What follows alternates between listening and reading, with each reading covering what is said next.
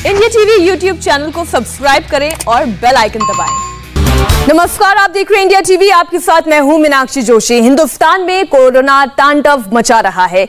देश एकजुट होकर किलर वायरस पर प्रहार करने में भी जुटा हुआ है। इसे लेकर आज कोवैक्सीन और कोविशील्ड पर दो बड़ी खबरें आई हैं। पहले हम बात करते हैं कोविशील्ड वैक्सीन की, जिसे लेकर सीरम इंस्टीट्यूट ने अपना डिस्ट्रीब्यूशन प्लान तैयार कर लिया है। रेट भी फिक्स कर दिए गए हैं। सीरम इंस्टीट्यूट ने राज्य सरकारों को कोविशील्ड की एक डोज की कीमत 400 रुपए तय की है, जबकि प्राइवेट अस्पतालों को वैक्सीन की एक डोज 600 रुपए में मिलेगी। सबसे बड़ी बात यह है कि 4 से 5 महीने में कोविशील्ड वैक्सीन रिटेल में दे दी जाएगी। आप ये समझिए कि अभी तक जो वैक्सीन आप अस्पतालों में जाकर, सरकारी या प्राइवेट अस्पताल में जाकर वैक्सीन लगवा रहे थे, अब ये 4 से 5 महीने में इसका प्रोडक्शन इतना लार्ज स्केल पर होगा कि ये वैक्सीन रिटेल स्टोर पर भी मिलने लगेगी और आप खुद भी ये वैक्सीन खरीद पाएंगे। इससे बड़ी खबर यह है कि सीरम इंस्टीट्यूट के मुताबिक अगले 2 महीने में 50% वैक्सीन भारत सरकार यानी केंद्र सरकार को दी जाएगी, जबकि सीरम इंस्टीट्यूट 50% वैक्सीन की सप्लाई राज्य सरकारों को करेगा, प्राइवेट अस्पतालों को करेगा। यानी आप ये समझिए कि जो अभी तक चर्चा चल रही थी कि क्या सीधा स्टेट प्रोक्योर कर सकता है, स्टेट खरीद सकता है वैक्सीन, तो इसका जवाब है हाँ। इसके अलावा एक डोज की कीमत भी फिक्स कर दी गई है। राज्य सरकारों के लिए एक डोज की कीमत 400 रुपए होगी, जबकि प्राइवेट अस्पतालों के लिए एक डोज की कीमत 600 रुपए तय की गई है। अब आज की दूसरी बड़ी खबर कोवैक्सीन पर, जिसे लेकर आईसीएमआर ने बहुत बड़ा दावा किया है। आईसीएमआर के मुताबिक कोवैक्सीन कोरोना के डबल म्यूटेंट वाले स्ट्रेन को भी खत्म करने में कारगर है। इतना ही नहीं, कोरोना वायरस के ज्यादातर वेरिएंट पर कोवैक्सीन असरदार साबित होगी। यह खबर राहत देने वाली इसलिए है क्योंकि कोरोना के नए स्ट्रेन के बाद ही भारत में संक्रमण की सुनामी आई है, जिसे हम डबल म्यूटेंट वायरस के तौर पर जानते हैं। देश के अलग अलग राज्यों में यह स्ट्रेन पाया गया है, जो तेजी से फैल रहा है। अब आईसीएमआर के इस दावे पर हमारे साथ देश के बड़े डॉक्टर्स जुड़ रहे हैं और हम उनसे और ज्यादा समझने की कोशिश करेंगे कि कोवैक्सीन का ये जो वैक्सीन है, ये किस तरीके से इस डबल म्यूटेंट वायरस पर इतनी कारगर है। हमारे साथ डॉक्टर हर्ष महाजन हैं। आप महाजन इमेजिंग के फाउंडर हैं और साथ ही हमारे साथ एम्स की रूमेटोलॉजी की हेड डॉक्टर उमा कुमार भी जुड़ गई हैं। आप दोनों ही डॉक्टर्स का बहुत बहुत स्वागत है इंडिया टीवी पर। डॉक्टर हर्ष, ये जो परिस्थिति है और ये जो एक राहत की खबर आई है, इस पर आपके पहले विचार क्या हैं? शुक्रिया मीनाक्षी। ये बहुत ही अच्छी खबर है कि अगर कोवैक्सीन, क्योंकि हमने देखा ये जो डबल म्यूटेंट वायरस है, ये अक्टूबर में सबसे पहले महाराष्ट्र में इसको देखा गया था और उस पे अगर स्टडी हुई है, कोवैक्सीन को जनवरी में परमिशन मिली थी और इन्होंने आईसीएमआर ने बहुत अच्छा किया कि एकदम जल्दी से स्टडी की है और अगर ये इफेक्टिव है उस वाले म्यूटेंट वायरस के खिलाफ भी, तो ये वाकई बड़ी खबर है। पर यहां मैं थोड़ा सा चेतावनी भी देना चाहूंगा, थोड़ा कॉशन भी बरतना चाहूंगा कि ये जो वायरस है ये अपना रूप बदलता रहता है। ये जरूरी नहीं है कि ये डबल म्यूटेंट वायरस जिस शेप में है, जिस साइज में है, जो इसका असर है, ये वैसा का वैसा ही रहे। ये अपना रूप बदलेगा और कई तरह के और म्यूटेशन भी आएंगे, क्योंकि आप देखिए अब हम 3 लाख इन्फेक्शन रोज के इस दर पे पहुंच गए हैं और जितना इन्फेक्शन होता है उतना ही वायरस को ज्यादा समय मिलता है, ज्यादा चांस मिलता है कि वो अपना रूप बदलता रहे। सो ये म्यूटेशन चलती रहेंगी और अगर आईसीएमआर का ये दावा सत्य है, जो कि होना ही चाहिए, तो ये बहुत ही अच्छी बात है। और कोवैक्सीन की जो प्रोडक्शन है उसको बढ़ाने के लिए गवर्नमेंट ऑफ इंडिया ने 1500 करोड़ भी दिए हैं भारत बायोटेक को, तो उससे कोशिश ये होनी चाहिए कि ये वाली प्रोडक्शन जो है मैक्सिमम इंक्रीज हो, क्योंकि अभी कोविशील्ड इसमें असर करेगी या नहीं करेगी उस पे अभी कोई हमें डेटा नहीं मिला है। डॉक्टर उमा, आपके क्या ख्याल हैं? क्योंकि जिस तरीके से आईसीएमआर के अगर हम रिपोर्ट पर पूरा विश्वास करें तो उनका ये साफ तौर पर कहना है कि कोवैक्सीन डबल म्यूटेंट वायरस पर ज्यादा कारगर है। अभी तक लोगों में एक हिचक ये थी कि कोविशील्ड तो वो लगाने के लिए तुरंत तैयार हो जाते थे, लेकिन कोवैक्सीन के लिए हिचकिचाते थे क्योंकि उन्हें लगता था कि शायद इसके बारे में अभी एफिकेसी रेट आनी और बाकी है। हाँ, आपकी बात बिल्कुल ठीक है कि जो हेजिटेशन थी वो वैक्सीनेशन को लेकर थी और इनफैक्ट दोनों वैक्सीनेशन को लेकर वैक्सीनेशन की और रोल आउट तक बहुत जल्दी पूरी हुई, लेकिन कोवैक्सीन को लेके लोगों की हेजिटेशन थोड़ी ज्यादा थी, क्योंकि इन हाउस पे लोग अनफॉर्चुनेटली बहुत कम बिलीव कर रहे थे। लेकिन ये बहुत ही अच्छी खबर है जिसमें कि जो कोवैक्सीन है, जो स्टडी की गई तीनों वेरिएंट को लेकर, south African, UK variant and Brazil variant, उसको न्यूट्रलाइज किया इस वैक्सीन ने। तीसरी चीज जो डबल म्यूटेंट है जो आपने बात करी, वो भी न्यूट्रलाइज हो रहे हैं। तो इसका मतलब कि जो करंट वैक्सीन है कोवैक्सीन, वो जितने भी अवेलेबल वेरिएंट्स हैं जिनसे इन्फेक्शन हो रहा है, आप देख रहे हैं 3 लाख के करीब पहुंचने वाले हैं, तो वो सारे न्यूट्रलाइज हो रहे हैं और ये एफिकेशियस है। लेकिन लोग ये क्वेश्चन कर सकते हैं कि अगर ये इतनी इफेक्टिव थी तो फिर लोगों को इन्फेक्शन क्यों हो रहा है। तो ये उनको बताना जरूरी है कि वैक्सीन आपको एक प्रोटेक्शन देती है, लेकिन आप इन्फेक्शन को कैरी कर सकते हैं। और अगर आप खुद सारे प्रिकॉशंस नहीं लेंगे, यानी कि मास्क नहीं लगाएंगे, सोशल डिस्टेंसिंग का पालन नहीं करेंगे, हाइजीन नहीं मेंटेन करेंगे, तो आप दूसरों में फैलाएंगे। तो इसमें गलती कहीं ना कहीं लोगों की हो जाती है कि जो इतना ज्यादा इन्फेक्शन देखने को मिल रहा है। जी डॉक्टर हर्ष, अब सीरम इंस्टीट्यूट का भी जो बयान है, आदार पूनावाला ने जो कहा है कि अब 50% केंद्र सरकार को कोविशील्ड दी जाएगी, उसके अलावा जो 50% है वो प्राइवेट हॉस्पिटल्स और स्टेट प्रोक्योरमेंट के लिए रखी गई है। इसकी मांग बहुत दिनों से उठ रही थी और खासतौर पर कुछ राज्य सरकारें कह रहे थे कि उनको इजाजत दी जाए इसकी। इससे कितना बड़ा फर्क आएगा और कितना जल्दी ये वैक्सीन का जो पूरी ड्राइव है, वैक्सीनेशन ड्राइव है, वो कितनी तेजी से कंप्लीट की जा सकेगी? भारत की आबादी बहुत बड़ी है। आप बहुत सही कह रही हैं मीनाक्षी। इसमें क्या है, अगर हर स्टेट अपना प्रोग्राम अलग से बनाएगा तो काफी इनकंसिस्टेंसी आ सकती है।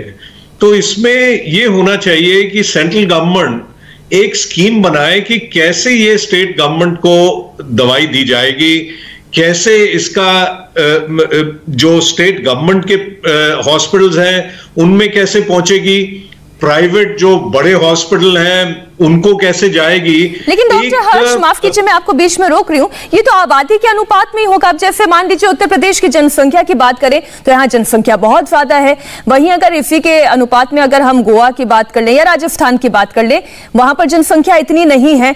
तो हर स्टेट को अपने नागरिकों के बारे में ज्यादा जानकारी है बजाय इसके कि केंद्र सरकार ये डिस्ट्रीब्यूशन करे। आपकी क्या राय है? आपने बिल्कुल सही कहा है। डिस्ट्रीब्यूशन जो होगा और जो डोजेस दी जाएंगी परसेंटेज, वो तो पॉपुलेशन के हिसाब से ही दी जाएंगी। मेरा कहना कुछ फर्क था। मेरा कहना ये था, अगर हर स्टेट अपनी स्कीम जो है वो अलग से बनाएगी तो उसमें मुश्किल पड़ सकती है। आप देखिए, गवर्नमेंट ने जब वैक्सीनेशन शुरू किया तो उन्होंने एक पूरी स्कीम बनाई कंट्री के लिए। अब सिर्फ ये है कि जो स्टेट गवर्नमेंट है वो खुद खरीदेगी, पर कैसे उसको डिस्ट्रीब्यूट करना चाहिए, आपने सही कहा, इट इज डिपेंडेंट कि वहां की आबादी कैसी है, पर क्या टेक्निक है, क्या तरीका है, कैसे जो कोल्ड चेन है उसको मेंटेन करना है, कैसे प्राइवेट हॉस्पिटल को पहुंचनी है, उसमें अगर कंसिस्टेंसी आ जाए पूरे कंट्री में तो ये हम बहुत जल्दी इसको बढ़ा सकते हैं। आप देखिए, आपने भी डॉक्टर ये कहा, डॉक्टर हर्ष, की कोल्ड चेन का भी ख्याल रखना होगा, लेकिन आदार पूनावाला तो ये भी कह रहे हैं कि अगले 4 से 5 महीने के अंदर इन वैक्सीन को, कोविशील्ड को रिटेल मार्केट्स में भी दिया जाएगा। इसका क्या मतलब हम समझें कि अगर मान लीजिए आज से 4 से 5 महीने के बाद अगर मैं किसी रिटेल शॉप के पास जाकर ये कहती हूं कि मुझे कोविशील्ड की जरूरत है, तो क्या इस तरीके से भी खरीदी जा सकेगी? जी हाँ, खरीदी जा सकती है। आज की डेट में भी रिटेल शॉप्स में कोल्ड चेन है। एक्चुअली इस कोविशील्ड और कोवैक्सीन दोनों का एक एडवांटेज ये है कि ये आप फ्रिज में रख सकते हैं। 2 डिग्री से 8 डिग्री के बीच में इसको स्टोर करते हैं। फ्रिज हर केमिस्ट शॉप में है, हर एक नर्सिंग होम में है, छोटी क्लिनिक में भी है। तो उसके चलते यही एक फायदा है। जबकि जो अमेरिकन फाइजर है या मॉडर्ना वैक्सीन है उसको -20 या -70 डिग्रीज पे स्टोर करना पड़ता है। वो कोल्ड चेन नहीं है हमारे कंट्री में, कहीं कहीं होगी, बट आम जनता के पास पहुंच सके ऐसा नहीं है। तो ये एक बहुत अच्छी बात है। अगर ये, जैसे आज भी हम वैक्सीन लेते हैं फ्लू की, तो हम जो इंजेक्शन है, यहां तो हमारे जो डॉक्टर हैं, जीपी हैं, वो लगा देते हैं। या हम केमिस्ट के पास जाते हैं, उसको खरीदते हैं और फिर इंजेक्शन लगवाते हैं। तो वो सहूलियत, वो फैसिलिटी अवेलेबल है हमारे कंट्री में, हमारे केमिस्ट के पास, और छोटे से छोटे क्लिनिक्स के पास भी ये अवेलेबल है। और क्योंकि ये इतना दायरा फैल जाएगा। अच्छा, इसी में सर मैं एक बात फिर आगे और बढ़ाती हूँ।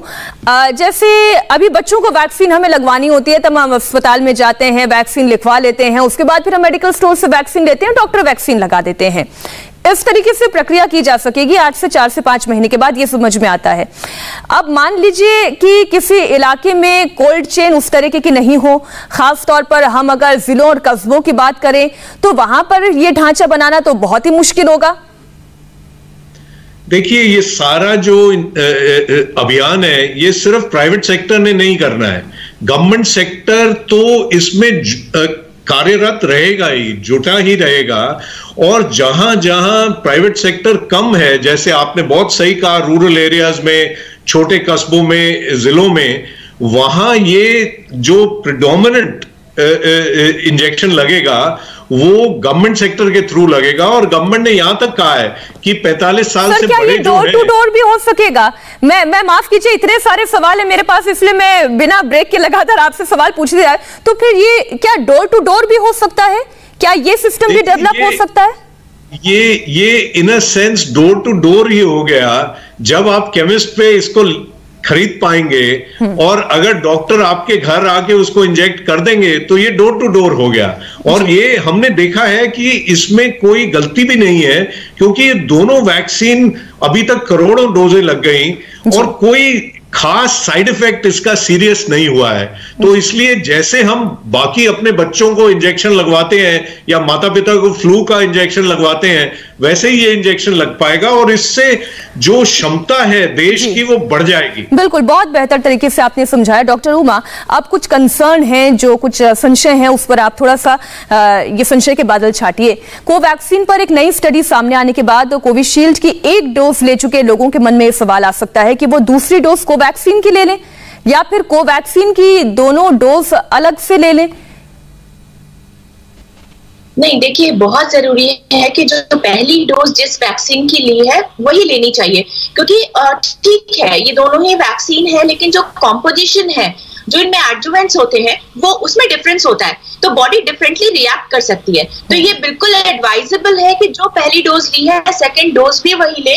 और अब देखा होगा जो कोविशील्ड के बीच का जो गैप है 2 डोजेस के बीच का, वो इंक्रीज किया गया है, राइट, 6 to 8 वीक्स। इवन जो स्टडीज है वो कहते हैं कि जो 3 मंथ्स पे लोगों ने ली है दैट इज स्टिल बेटर। तो थोड़ा आगे पीछे भी हो जाता है, तो उसके लिए बहुत जल्दबाजी मचाने की जरूरत नहीं है और स्ट्रेस होने की जरूरत नहीं है। सेकंड डोज उसी वैक्सीन की लें जिसकी जो फर्स्ट डोज है। और अगर ऐसी परिस्थिति में जिन्होंने फर्स्ट डोज कोविशील्ड की ले ली है, 6 से 7 हफ्ते का इंतजार भी कर लिया है, और उसके बाद अब वो ये चाहते हैं कि कोवैक्सीन की हम दोनों डोज ले लें, तो उन्हें आप क्या सजेस्ट करेंगी? मैं हमको ये कहना चाहूंगी कि ऐसा बिल्कुल भी ना करें, बिल्कुल ना करें। जो वैक्सीन दोनों एफिकेशियस है, आप अपने मन में बिल्कुल शंका ना लाएं।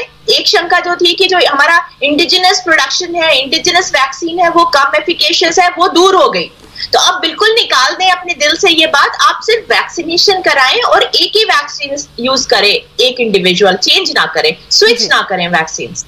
अगला सवाल ये कि ऐसे भी कई दावे किए जा रहे हैं डॉक्टर उमा कि वैक्सीन लगवाने के बाद इम्यूनिटी लो हो जाती है, जिससे कारण लोग बाद में बीमार पड़ने लगते हैं। ये भ्रम कितना सही है और कितना गलत है? क्योंकि कुछ केसेस मैंने ऐसे देखे हैं जिन्होंने वैक्सीन की पहली डोज लगवाई और फिर उन्हें बहुत तेज फीवर आने लगा, और कुछ लोगों ने तो ये भी कहा कि इससे अच्छा तो वैक्सीन ना लगवाते तो शायद बुखार तो ना आता। ये बिल्कुल गलत है कि वैक्सीनेशन से इम्यूनिटी कम हो जाती है, क्योंकि वैक्सीनेशन लेने के बाद एक पर्टिकुलर ऑर्गेनिज्म या जो पैथोजेनिक ऑर्गेनिज्म है, जो हार्मफुल चीज है, उसके खिलाफ इम्यूनिटी डेवलप होती है। और जो बुखार आता है या कुछ सिम्टम्स आते हैं जहाँ जॉइंट में पेन या मसल्स में पेन हो जाता है वैक्सीनेशन के बाद, वो शो करता है कि बॉडी रिएक्ट कर रही है पर्टिकुलर वैक्सीन से। तो इसका इम्यूनिटी बिल्कुल कम नहीं होती वैक्सीनेशन से। अगर आप याद करें, जब हम अपने बच्चों को डीपीटी वैक्सीनेशन कराते हैं, उसके बाद डॉक्टर एक पैरासीटामोल प्रिस्क्राइब करते हैं और कहते हैं अगर थोड़ा बुखार आए या दर्द हो तो वो उसे दे दें। तो ये एक नॉर्मल प्रक्रिया है वैक्सीनेशन के बाद जो छोटे मोटे सिम्टम्स आते हैं। जी, इसका मतलब ये नहीं है कि घबरा जाएं और आप ये सोचें कि वैक्सीन लगाने से इम्यूनिटी लो हो जाती है, बल्कि इम्यूनिटी बढ़ाने के लिए तो ये वैक्सीन दी जा रही है। डॉक्टर हर्ष, आप इसमें कुछ ऐड करना चाहेंगे? मैं पहला सवाल लेना चाहूंगा जिसमें आपने पूछा क्या हम दो वैक्सीन मिक्स कर सकते हैं। जी, डॉक्टर उमा ने बहुत अच्छी तरह समझाया कि जो वैक्सीन आपने पहले ली है वही आपको लेनी है। दोनों बहुत अच्छी वैक्सीन है। हमें ये नहीं, पहले हम सोचते थे कोवैक्सीन ठीक नहीं है तो कोविशील्ड ले लो, अब कोवैक्सीन के बारे पता चला तो हमें कोविशील्ड बुरी लगने लगी। ऐसा बिल्कुल नहीं है, दोनों बहुत एफिकेशियस है। नंबर 2, जो बहुत अहम बात है कि जब तक एक ट्रायल ना किया जाए जिसमें कि दो वैक्सीन को पहले एक डोज ली फिर दूसरी डोज दी, तब तक हम नहीं ले सकते हैं। अभी इंग्लैंड में, यूएसए में ट्रायल हो रही है जहां कोविशील्ड और फाइजर को वो दे रहे हैं और फिर देखेंगे। ऐसे ही मुझे लगता है इंडिया में भी ट्रायल होगा जिसमें कोविशील्ड, कोवैक्सीन और हो सकता है कोई और जो नई वैक्सीन विकसित हो रही है उनको मिक्स करके ट्रायल हो। पर जब तक वो ट्रायल के रिजल्ट नहीं आए और वो ये ना दिखाएं कि हाँ इससे वाकई ज्यादा फायदा हो रहा है, तब तक हमें जो डोज हमने पहले ली है वही डोज हमें दोबारा लेनी है। और फिर बहुत सख्ती से मैं ये कहना चाहूंगा कि इम्यूनिटी अगेंस्ट डिजीज बढ़ती ही है, कम नहीं होती है वैक्सीन लेने से।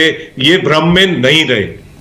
इसलिए हम बार बार इंडिया टीवी पर सभी डॉक्टर्स को बुलाते हैं, उनसे चर्चा करते हैं, जिससे कि दर्शक ये समझ पाएं कि पहली बात तो ये कि दोनों ही वैक्सीन कारगर है। अगर आप उस लिस्ट में हैं कि आप वैक्सीन लगवा सकते हैं तो फौरन जाकर वैक्सीन लगवाएं, और साथ ही इस बात का ख्याल रखें कि अपने डॉक्टर आप खुद ना बन जाए, डॉक्टर की सलाह और परामर्श पर ही दवा लें। बहुत बहुत धन्यवाद डॉक्टर हर्ष, डॉक्टर उमा हमारे साथ जुड़ने के लिए और इस चर्चा के लिए। नमस्ते, मैं हूं मीनाक्षी जोशी। वीडियो और खबरों से अपडेट रहने के लिए India TV YouTube channel subscribe करें, बेल आइकन दबाना ना भूलें। जुड़े रहें इंडिया टीवी के साथ।